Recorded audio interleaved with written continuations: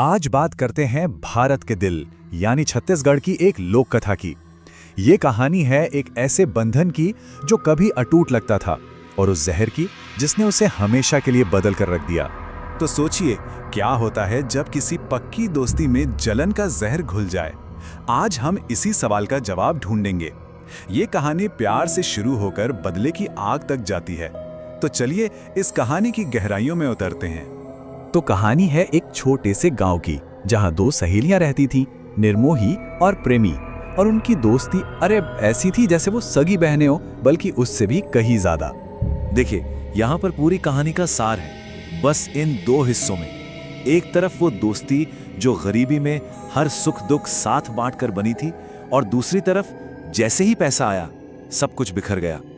और फिर सब कुछ बदल गया। बदलाव की वजह बनी प्रेमिन के पति की सरकारी नौकरी। अचानक से पैसा आया, अच्छे कपड़े, अच्छा खाना। प्रेमिन की तो जैसे दुनिया ही बदल गई। लेकिन इस बदलाव की कीमत उनकी दोस्ती को चुकानी पड़ी। तो जैसे जैसे प्रेमी अमीर होती गई, निर्मोही के साथ उसका रिश्ता कमजोर होता गया, बिल्कुल मुरझाए हुए फूल की तरह। पर यह हुआ कैसे? ये जलन का जहर फैला कैसे? चलिए आगे देखते हैं। देखिए, ये कोई एक दिन में नहीं हुआ, ये धीरे धीरे हुआ। पहले प्रेमी ने निर्मोही से मिलना जुलना कम कर दिया, अपनी बातें बताना बंद कर दिया। फिर एक बहुत जरूरी खानदानी फंक्शन में उसे बुलाया ही नहीं गया। और हद तो तब हो गई जब प्रेमी ने नया घर बनवाया और उसके गृह प्रवेश का न्योता तक निर्मोही को नहीं भेजा। मतलब एक एक करके उसे नजरअंदाज किया गया। ये सब निर्मोही के दिल में चुभ रहा था। उसका दुख धीरे धीरे गुस्से में बदल रहा था।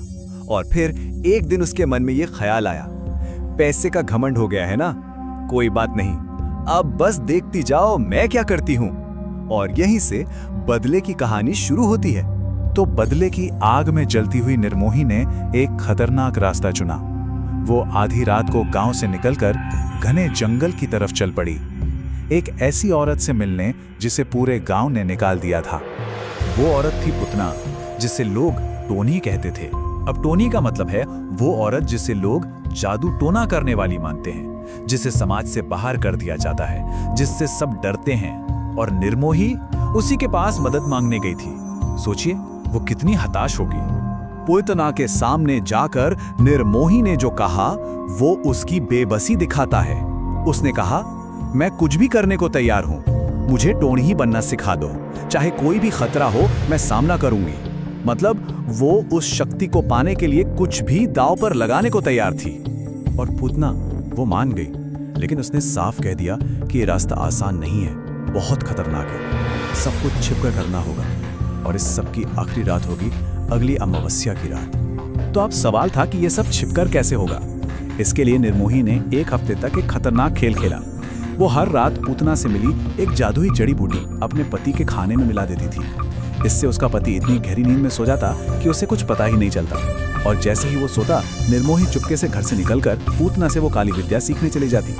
मतलब एक हफ्ते तक उसने अपने ही घर में अपने ही पति को धोखा दिया। और फिर वो रात आ ही गई, अमावस्या की काली रात। निर्मोही और पुतना उस जगह पहुंची जो शक्ति का केंद्र भी थी और खतरे का भी, शमशान घाट। वहां पहुंचकर उनका पहला काम था एक खास चीज को ढूंढना, भस्कट या जड़। ये कोई मामूली जड़ नहीं थी। ऐसा कहा जाता है कि इसमें मुर्दों की आत्माओं से बात करने की ताकत होती है। अब शुरू हुआ असली अनुष्ठान। दोनों शमशान घाट पर बैठी, बाल खुले हुए। फिर उन्होंने एक अजीब सा डरावना मंत्र बोलना शुरू किया, तमसो लादम शून्य रक्त छाया। और जैसे जैसे निर्मोही ये मंत्र पढ़ रही थीं, उसकी आंखें खून की तरह लाल होती जा रही थीं। तभी पुतना ने उसे मिट्टी का एक बर्तन दिया जिसमें एक छोटा सा छेद था। पुतना ने उससे उस बर्तन के छेद से देखने को कहा। और जैसे ही निर्मोही ने उस छेद से झांका, उसके सामने एक मसान यानी एक मृत आत्मा खड़ी थी। बस उसी पल में निर्मोही कामयाब हो गई। उसने उस दूसरी दुनिया से नाता जोड़ लिया था और अपनी पुरानी जिंदगी से हमेशा के लिए तोड़ लिया था। तो अब निर्मोही के पास वो शक्ति थी जो वो चाहती थी, अपना बदला लेने की ताकत। लेकिन यहाँ कहानी हमें एक बहुत बड़े सवाल पर छोड़ जाती है। दोस्ती जैसी चीज को इस काले जादू के लिए कुर्बान करने की असली कीमत क्या होती है? क्या बदला लेना इतना जरूरी था?